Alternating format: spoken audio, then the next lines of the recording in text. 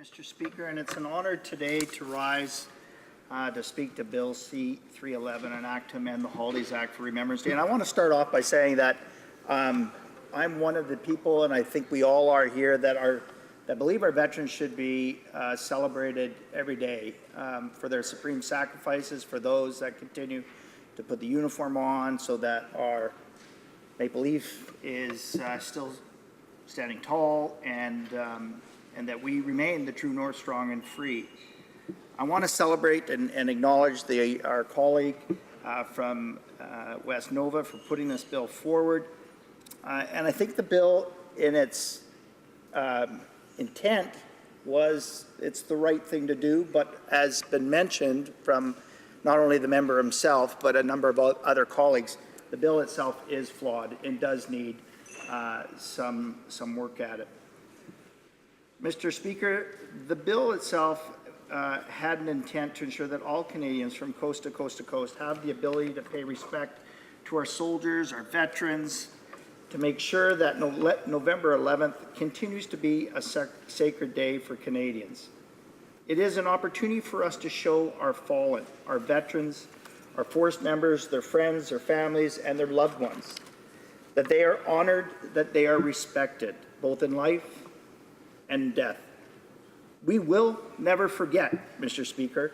There are thousands of distractions that compete for our time on a daily basis, be it the work email that needs to be answered, TV in the background, or that phone call that needs to be returned. Remembrance Day is one day, the 11th hour, the 11th day, of the 11th month, that Canadians pause to remember. It is an opportunity for us to take time to be thankful for the sacrifices of others, whether protecting our country, working with allies and partner countries, providing humanitarian assistance, aiding countries by helping to restore the peace, or fighting for freedom. The sacrifices of our brave men and women have allowed us to continue to live in a free and democratic country where we are tolerant, where we respect the freedom of speech, freedom of religion, of thought, belief, and expression. Mr. Speaker, we live in the best country in the world. I know that I don't need to tell the honourable members in this chamber that. We all have the privilege each and every day to walk into this chamber and raise the issues that are important to our constituents. And I want to harken back to when I was a Sea Cadet for a long time, Mr. Speaker. I proudly wore the uniform and I proudly marched in Remembrance Day ceremonies. And I had I consider the distinct honor of being an honor guard a number of those ceremonies. And I want to bring back to one of the most proud days that I had was the day that right after being elected, Remembrance Day took place, and I was going to be sworn in the very next day last year. But I had that opportunity to lay the wreath that said Canada on our local cenotaph. And I'm getting goosebumps right now just thinking about that, Mr. Speaker, because paying respect to those that have given the supreme sacrifice, there is no greater honor. There's no greater honor than when we look through the windows and we see the flag, or I'm looking over your shoulder right now. I can't help but look at that flag and think of the blood that was spilled fighting for our country, the blood that was spilled ensuring that you and I and all the members in this House and our friends and our families can sleep silently and know confidently that we are protected.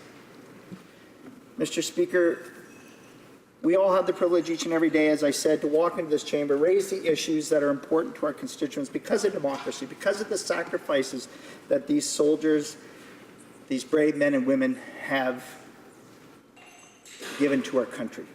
Remembrance Day is a time for everyone to come together and pay respect for the loss of youth, for the blood of their comrades who may or may not rest in foreign fields, and for the sheer anguish of having fought in war. And we are now just understanding what the term PTSD means, Mr. Speaker. And it is one of the reasons why one of the very first things that I did in coming to this House was to table Bill C-211, calling on the government to develop a national framework, recognizing the challenging demands that our first responders, our military, and indeed our veterans have faced. The dealing with PTSD, as we are just now beginning to understand that. So November 11th is not just the day to remember that. It is also, as I said earlier on, I think we should always be remembering that supreme sacrifice.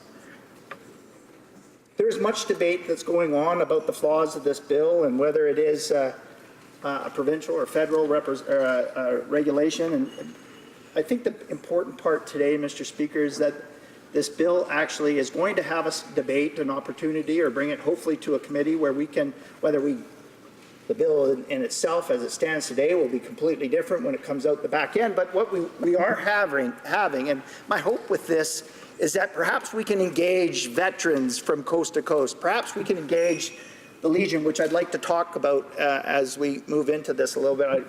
Mr. Speaker, I'm not sure where my time is, but I think we need to have that conversation. Thank you, Mr. Speaker. Because I think we need to continue and always be mindful of those sacrifices and to celebrate it. Mr. Speaker, the reason this day was created was to honor our history and to remember that freedom of nature that we have in Canada, that it comes at a cost. And we are thankful to those who were there and are today always willing to fight for us, to have that privilege to wake up each and every morning and know that we live in peace. Mr. Speaker, as I said earlier, they are our silent sentinels. While most would run away from danger, they run towards it. And when they wake up each and every day, they live with the knowledge that when they put their boots on in the morning, they may have to put their lives at risk to support and protect Canadians and our country. It should never be forgotten that this peace, this freedom, comes at the most significant cost at all. That supreme sacrifice. It comes at the cost of bloodshed, injuries, post-traumatic stress disorder, and death. Even when our soldiers are able to return home, it will never be the same for them, Mr. Speaker, because they will never forget. They will never forget. They will continue to be haunted by the horrific sights and smells of war. The nightmares and the mental demands, they don't end, Mr. Speaker. These are graphic scenes and images that anyone would find difficult to see. I think it's so important that we educate our next generation, our future generations, on this history and on the importance of our forces and the price that was ultimately paid by the youth of another generation in preserving our freedom. This responsibility falls on all of us as citizens, as educators, our families across Canada. And with that, Mr. Speaker, I do want to bring this back to, we cannot have this debate without bringing in the fact that the Royal Canadian Legion, they are our guardians of remembrance. Mr. Speaker, there are over 1,400 branches from across Canada, over 300,000 members. They give about 1.5 million volunteer hours a day. They give back to the communities about $6.5 million, helping our soldiers and our veterans come back and have some form of peace. They help.